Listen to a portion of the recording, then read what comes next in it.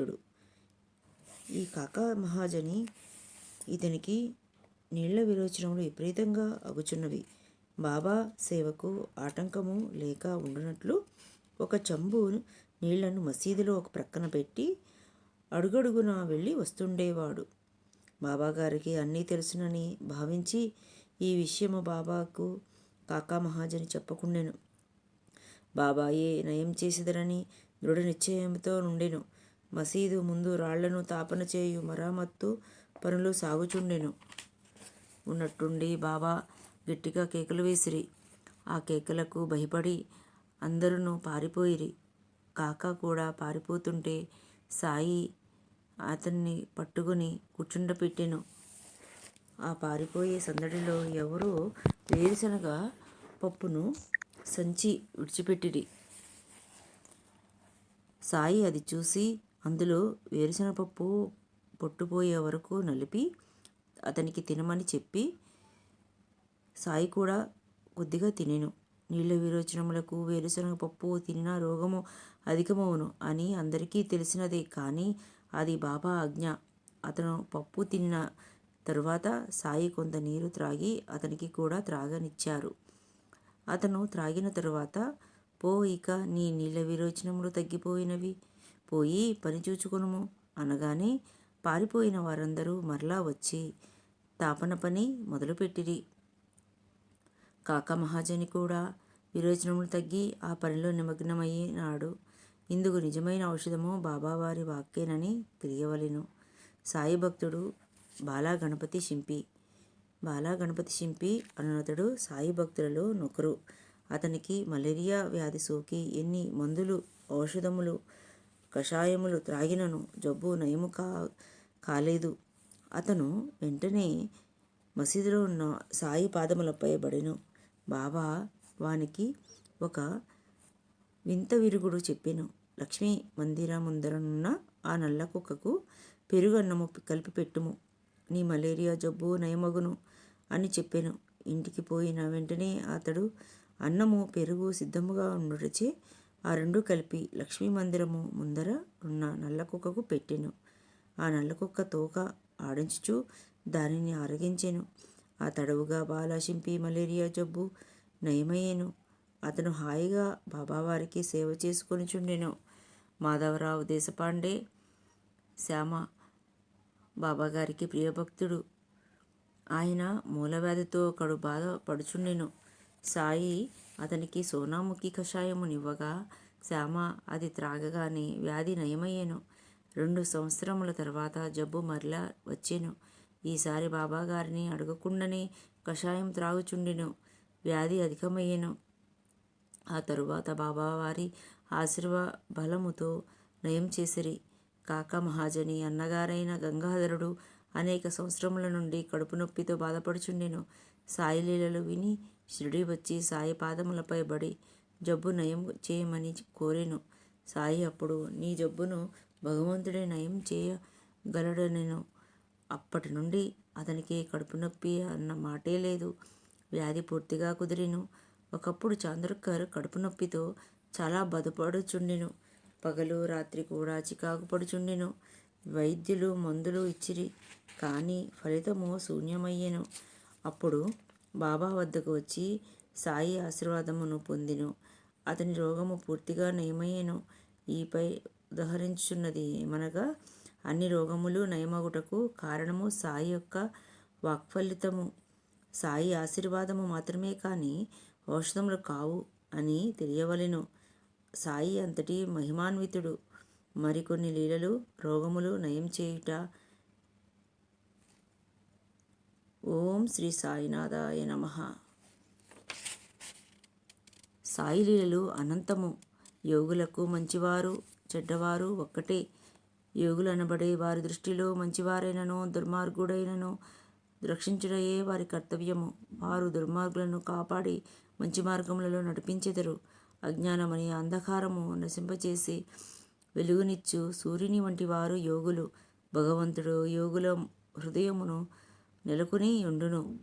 నిజానికి భగవంతుడు యోగియును ఒకటే. అటువంటి యోగి పుంగవులలో సాయి ఒకరు. సాయి భక్తుల రక్షణ కొరకు యోగక్షేమముల కొరకు అవతరించి ఉన్నారు. జ్ఞానములు అతీతులై రూపంలో దైవతేజస్తో దేదీప్యమానముగా ప్రకాశించుచున్నారు. అందరినీ సమముగా చూచిటివారు. రాజులు, ఫకీరులు, శత్రువులు, మిత్రులు అందరూ వారికి సమానమే. సాయి తన పుణ్యమునంతయు ప్రోగు చేసి భక్తులను వంచిడి సిద్ధయోగి. ఆ పరమపావనుని చరణారవిందమునకు శరణుజొచ్చిన వెంటనే కరుణించి కాపాడే కృపామయుడు. సాయికి ఇష్టము లేనిదే భక్తులు వారి వద్దకు పోలేరు. సాయి సంకల్పముచే బాబాను దర్శించుచున్నారు. కొందరు బాబాను నిర్లక్ష్యము చేసిరి. వారు సాయి వద్దకు ఎట్లు రాగలరు? సాయి మనను మనసు ఎలా తెలుస్తుంది? సాయి వారికి తెలుసుకునే అవకాశము ఇచ్చినను ఇప్పుడు కలుసుకుని భాగ్యము వారికి లేదు. ఏలైనా బాబా మహాసమాధి అయ్యారు కాబట్టి వారి కోరికలు అలాగునే ఉండిపోయినవి. వారికి అవి తీరవలెనన్నా ఏమి చేయాలి? భక్తి ప్రపత్తులతో సాయినాథుని రూపమును గాంచి సాయి అని పిలిచినా ఓయ్ అని పలుకుతానని బాబా మాట ఇచ్చారు కనుక సాయికి సర్వస్వ శరణాగతి అనినా గాని మనకు గత్యంతరము వేరే లేదు. సాయి లీలలను వినినా గాని విశ్వాసంతో సాయి గ్రంథము పారాయణ చేసినను సాయి మన వద్ద లేరను భావము పోయి ఎక్కడ చూచినను సాయి రూపము గోచరించును. భక్తులు బాబా ఆజ్ఞచే షిరిడీలో ఎంతకాలము ఉండెదరో అంతేకాలము ఉందురు. అంతకన్నా ఎక్కువ దినములు ఉండలేరు. కాబట్టి సర్వమంతయు బాబా ఇష్టము పైని ఆధారపడి ఉన్నది. అందులకు మనము బద్ధులై ఉండవలెను. నిమోన్కర్ భార్యకు బాబా అనిన ప్రేమ. నానాసాహెబ్ నిమోన్కర్ నిమోను గ్రామానికి వతనుదారు. మెజిస్ట్రేట్ కూడా అతని భార్యతో షిరిడీలో ఉండెను. వారి కాలమంతయు సాయి సేవకు అంకితమై గడుపుచుండిరి. వారి కుమారునకు జబ్బుగా ఉండుటచే నిమోన్కర్ భార్య కుమారుని చూచుటకు బేలాపూర్ వెళ్ళాలని నిశ్చయించుకున్నది. బేలాపూర్లో వారి బంధువులను కూడా కలిసి రావాలని కొన్ని దినములు అనుకుంది. కానీ ఆమె భర్త అంగీకరించి మరుసటి దినమే రావాలని చెప్పాడు. ఆమెకు బోధపడలేదు. అంతా అయోమయంగా తోచెను. ఒక్క రోజులో ఎలా వచ్చేది అని బెంబేలు పడిపోయి తన ప్రియదైవము సాయినాథుడే దిక్కని తోచెను. అంతటి ఆమె బాబా సాటేవాడలో నానాసాహెబ్ భక్తులతో ఉండగా ఆమె సాయి పాదములపై బడి బేలాపూర్ వెళ్ళుటకు అనుమతి కోరెను. బాబా వెళ్ళు, ఆలస్యం చేయకు. 4 దినములుండి నీ కుమారుని తదితర బంధువులను చూసి రమ్మని ఆశీర్వదించెను. బాబా మాటలెంత అనుకూలంగా తోచినవో గ్రహింపుడు. నానాసాహెబు ఆదేశమును సాయి రద్దు చేసెను. కాకా మహాజనీ బాపుసాహెబ్ ధుమాల్ ప్లీడర్. కాకా మహాజనీ బొంబాయి నుండి తిరిగి వచ్చారు. అచట బాబా సన్నిధిలో వారము రోజులు గడిపి గోకులాష్టమి ఉత్సవము చూడవలెననుకొనెను. అతను సాయిని దర్శించుటకు వెళ్ళెను. దర్శనమైన పిదప బాబా అతనితో ఎప్పుడు తిరిగి ఇంటికి వెళ్ళెదవు అని అడిగిరి. ఈ ప్రశ్న కాకాకి ఆశ్చర్యం కలిగించినది. కానీ జవాబు చెప్పవలెను కదా అని మీరు ఎప్పుడు సెలవిస్తే అప్పుడే వెళ్ళెదనని జవాబిచ్చెను. అందుకు సాయి రేపు వెళ్ళుము అని చెప్పిరి. బాబా వాక్కు ఆజ్ఞానుసారము అటులనే చేయవలసి వచ్చెను. కాకాజని మరుసటి దినమే షిరిడీ నుండి బొంబాయి చేరినాడు. బొంబాయిలో తన కచేరీకి చేరగానే తన యజమాని ఇతని కొరకే ఎదురు చూచుచుండెను. ఆఫీసులో మేనేజరుకు హఠాత్తుగా సుస్థి చేసినది కావున కాకా మహాజని అవసరం ఎంతైనా ఉంది. ఆఫీసులో అతని యజమాని షిరిడీకి ఇతని ఉద్దేశించి ఉత్తరం కూడా వ్రాశాడు వెంటనే రమ్మని. ఆ ఉత్తరం చేరక మునిపే బాబా వాక్కు ఫలితముగా బొంబాయిలో ఉన్నాడు. బాబా సర్వాంతర్యామి. ఎక్కడ ఏమి జరిగినను ఇట్టే తెలియగల అతీతుడు. బాబుసాహెబు ధుమాల్ పేరు మోసిన ప్లీడరు. కోర్టు పని మీద నిఫాడ్ వెళుచుండెను. దారిలో దిగి షిరిడీ వెళ్ళి బాబాను దర్శించుకొనెను.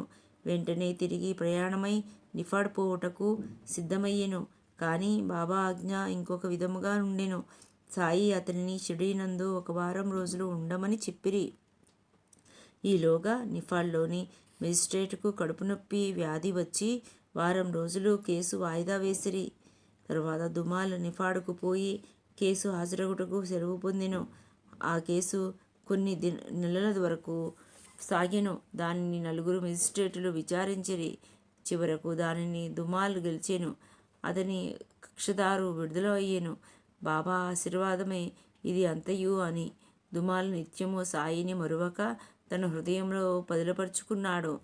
6 శాస్త్రములు చదివిన ములే శాస్త్రి, నాసిక్ వాసి యగు ములే శాస్త్రి గొప్ప ఆచారములు కల బ్రాహ్మణుడు. ములే శాస్త్రి 6 శాస్త్రములు బాగుగా చదివినాడు. సాముద్రికము జ్యోతిష్యము కూడా బాగా తెలియను. అతనికి బాబూసాహెబ్ బూటీతో పని ఉండి షిరిడీకి వచ్చాడు. బూటీని కలుసుకొని మాట్లాడిన పిదప ఇద్దరూ కలిసి బాబా దర్శనమునకై మసీదుకు వచ్చిరి. సాయి అప్పుడు తన వద్దనున్న పైకముతో కొన్ని మామిడి పళ్లను కొని అక్కడనున్న భక్తులకు పంచుచున్నారు. వారు ఆ పండ్లు తినగానే దాని సారమంతియు నోటిలోనికి పోయి టెంక తొక్క మాత్రం పారవేయుటకు వీలుగా నుండెను. అరటిపండ్లు ఒలిచి గుజ్జును అందరికీ పంచి బాబా తొక్కను ఉంచుకునేవారు. అప్పుడు ఇది అంతయు చూచుచున్న ములే శాస్త్రి బాబా వద్దకు వచ్చి చేయి చాచమనెను సాముద్రికము చూచుటకు. బాబా అతని మాటలు వినకుండినట్లు నుండి అతనికి 4 అరటిపండ్లను ఇచ్చారు. ఆ తరువాత ఎవరి వాటాకు వారు వెళ్ళిరి. ములే శాస్త్రి స్నానం చేసి మడికట్టుకుని అగ్నిహోత్రము మొదలగునవి చేయుటకు సిద్ధముగా నుండిను. ఆ తరువాత ఎవరు వాడాకు వారు వెళ్ళిరి. ములే శాస్త్రి స్నానం చేసి మడికట్టుకుని అగ్నిహోత్రము మొదలగునవి చేయుటకు సిద్ధముగా నుండెను.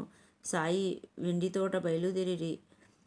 బాబా ఎండితోటకు వెళ్ళేదారిలో ఈనాడు కాషాయ వస్త్రము ధరించెదను, ఎర్రరంగు తయారుగా ఉంచుడు అనెను.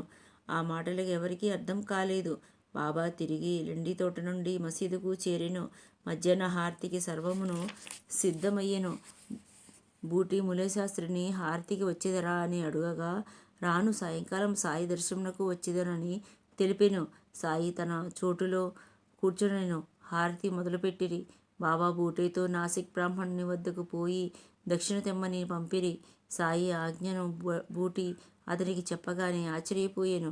ములే తనలో తను, నేను ఆచారవంతుడను, నేను దక్షిణ ఎందులకు ఇయ్యవలెను? బాబా గొప్ప యోగి ఉండవచ్చు, కానీ నేను అతనిపై ఆధారపడలేదే అనుకొనెను.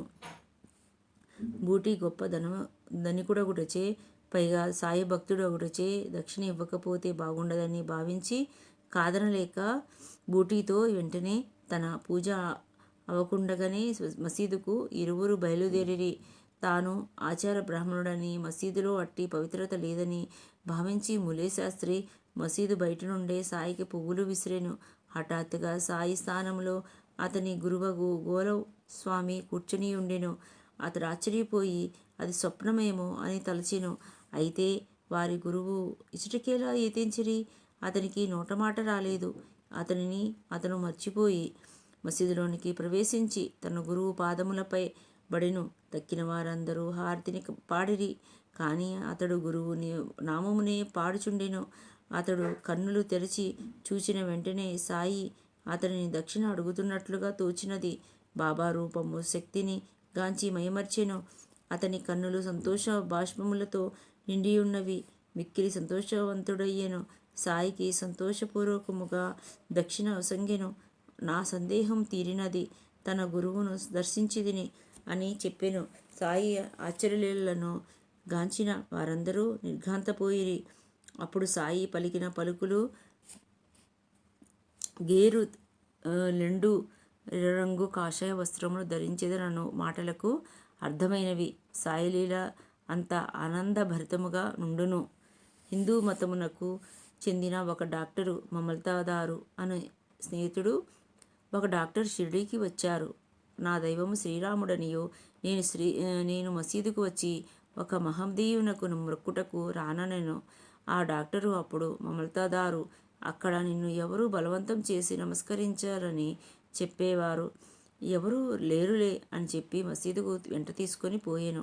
మసీదుకు వెళ్ళటముతోనే ఆ డాక్టరు అందరికంటే ముందే నమస్కరించినాడు. అందరూ ఆశ్చర్యపోయారు.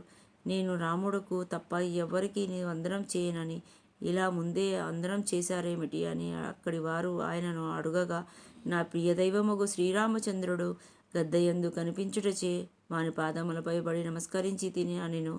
అట్లా చెప్పిన మరుక్షణమే సాయి మామూలు రూపమును ధరించిరి. అతను ఏమీ తోచక, ఇది కలయా ఏమి? వారు మహమ్మదీయులు కారు, గొప్ప యోగ సంపన్నులు అని నుడివెను. మరుసటి రోజు డాక్టర్ ఒక ప్రతిజ్ఞ చేసి ఉపవాసముండెను. బాబా తనను దీవించు వరకు అతను మసీదుకు పోనని నిశ్చయించుకొనెను. 3 రోజులు గడిచినను మరుసటి దినము ఆ డాక్టరు స్నేహితుడు బాందేశ్ నుండి రాగా ఇద్దరు కలిసి మసీదుకు వచ్చి బాబాకి పాదాభివందనం చేశారు. ఎవరైనా పిలువగా తను ఇక్కడికి వచ్చేనా అని సాయి ప్రశ్నించెను. సాయి మాటలు వినినంతనే అతను మనసు నీరైపోయెను. సాయి దీవెనలందుకొని గొప్ప ఆనందమును అనుభవించి షిరిడీ నుండి అతని గ్రామమునకు చేరెను. ఆ ప్రకారముగా సాయి భక్తి అతనికి రోజురోజుకి అభివృద్ధి అయ్యెను. ఎంత విద్యావంతుడైనను, ఎంత సదాచారుడైనను ఎవరైనా సరే సాయి సన్నిధికి చేరేసరికి సాయి అతనిని జ్ఞానిని చేసి వాని యొక్క మనస్సును స్థిరపరిచి గురువు యందే లగ్నమవునటుల సాయి మహిమ చే వారికి కనువిప్పు చేసేటివారు. సాయి సకల దైవ స్వరూపులు. ఆయన స్వరూపము మన ఒక మారు దర్శించి ఈ అధ్యాయమును ఇంతటితో ఆపి మరి ఒక అధ్యాయమునకు పోయి అక్కడ ఏమి జరుగునో చూచెదము. ఓం శ్రీ సాయినాథాయ నమః. ఓం శాంతి, ఓం శాంతి, ఓం శాంతి. ఈ వీడియో మీకు నచ్చితే లైక్ చేసి షేర్ చేయండి. ఈ సాయి లీలామృతము వీడియోలో నా సాయి లీలామృతము గ్రూప్ లింకు కామెంట్లో సెండ్ చేస్తాను. మీకు గ్రూప్లో చేరాలనుకున్న వారు గ్రూప్లో చేరవచ్చు. ఓం సాయిరామ్.